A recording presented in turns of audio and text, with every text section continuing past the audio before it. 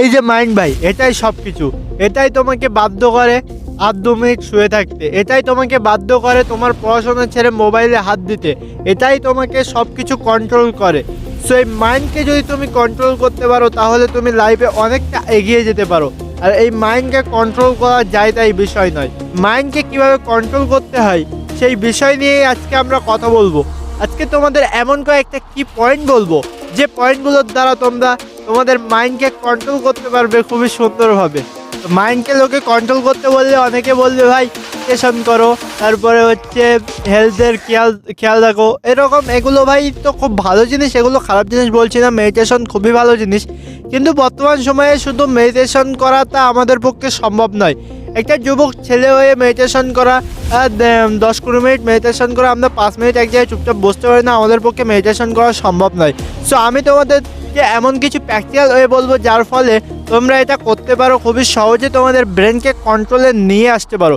এর জন্য তোমাদের কয়েকটা স্টেপে এগিয়ে যেতে হবে। তো স্টেপগুলো আমরা এক এক করে আলোচনা করছি। তো আজকের এই সমাজে দাঁড়িয়ে আমরা অতিরিক্ত মোবাইল অ্যাডিক্টেড হয়ে গেছি। তো মোবাইলের যে অ্যাডিকশন আমাদেরকে বের করতে পারলে আমরা অনেকটা আমাদের যে মাইন্ডকে কন্ট্রোলে নিয়ে আসতে পারবো। সো মাইন্ডকে কন্ট্রোলে আনার অন্যতম একটা উপায় হচ্ছে মোবাইলের অ্যাডিকশানকে কমানো।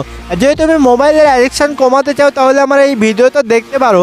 এছাড়াও আমি কিছু টিপস এবং ট্রিক্স বলছি যার ফলে তোমরা মোবাইলের অ্যাডিকশান থেকে বেরোতে পারবে এবং তোমাদের মাইন্ডটাকে কন্ট্রোল করতে পারবে। দেখো, তোমাকে মিনিমাম দিনে এমন একটা সময় সেট করতে হবে, সেটা 2 ঘন্টা হতে পারে, সেটা 3 ঘন্টা হতে পারে, সেটা 4 ঘন্টা হতে পারে, ইভেন সেটা হাফ ডে হতে পারে, অর্থাৎ 12 ঘন্টা হতে পারে।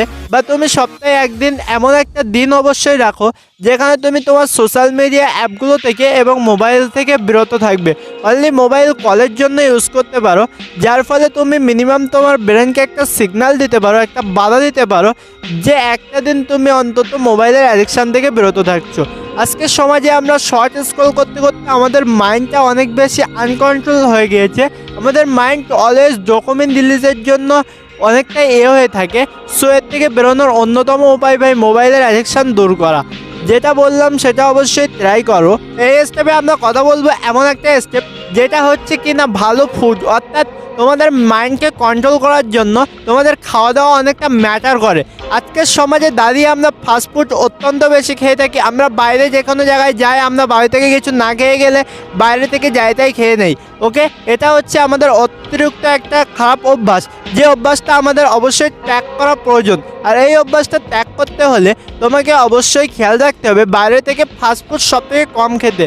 ফাস্টফুড তোমরা খেতে পারো অল্প, আমি বলছি না যে একেবারে ফাস্টফুড খাবার ছেড়ে দাও, ফাস্টফুড যেটা যদি সম্ভব হয় তাহলে করতে পারো, কিন্তু ফাস্টফুড একদম যতটা কম খেতে পারো ততটা, আর তেলে ভাজা যতটা কম খেতে পারো ততটা ভালো। সো এর থেকে তুমি যত বেশি ভেজ খাবে, যত বেশি শাকসবজি খাবে, তত তোমার মাইন্ড কুল থাকবে এবং তত তুমি মাইন্ডফুলি কাম করতে পারবে। এবং মাইন্ডকে কন্ট্রোল করা কিন্তু খুবই প্রয়োজন। এবারে আমরা কথা বলবো এমন একটা স্টেপ যেটা অনেকের ফেভারিট, কিন্তু অনেকে এটা করতে এখন বর্তমানে করে না।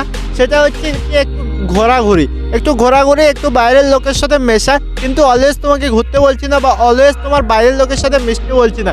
একটা নির্দিষ্ট সময় ধরে তখন তুমি বাইরে কিছুটা ঘোরো, বাইরের যে পরিবেশ তার সঙ্গে মেশো, তাহলে তোমার মাইন্ডটা অনেকটা কুল থাকবে। তুমি যদি অটোমেটিক ঘরে বন্দি হয়ে থাকো এবং তুমি যদি একটা ঘরের 4 দেওয়ালের মধ্যে বন্দি হয়ে থাকো তাহলে তো ভাই সমস্যা। যেন রবীন্দ্রনাথ ঠাকুর ঘরবন্দি পছন্দ করতেন না, তো তেমনই ভাই তোমরা একটা ঘরে বন্দি হয়ে থাকো না, তোমরা একটু বাইরে ঘোরাঘুরিও করো, একটা নির্দিষ্ট টাইম দাও বাইরে, ঠিক আছে, যার ফলে তোমার মাইন্ডটা অনেক বেশি কুল হয়ে যাবে। বন্ধুরা, এই যে তোমাদের ব্রেনগুলো ঠিক করার যে পদ্ধতিগুলো বললাম, এই ব্রেনগুলো ঠিক করার পদ্ধতির মধ্যে সবথেকে যে ইম্পর্ট্যান্ট সে টিপসটা এবার বলবো।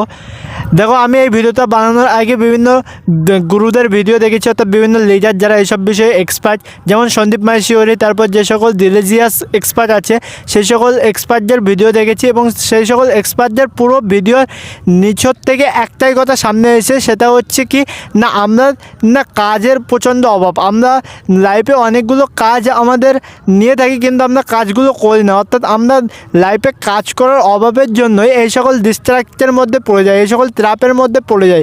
তো তোমরা যদি এই সকল ডিস্ট্রাক্ট থেকে বেরোতে চাও তাহলে সবথেকে গুরুত্বপূর্ণ যে টিপসটা আমি দেবো সেটা হচ্ছে তোমরা না বিভিন্ন নিজেদের মধ্যে কাজের অ্যাফিসিয়েন্সি আনো, অর্থাৎ কাজ করার যে একটা স্কিল, সেই স্কিলটা আনো।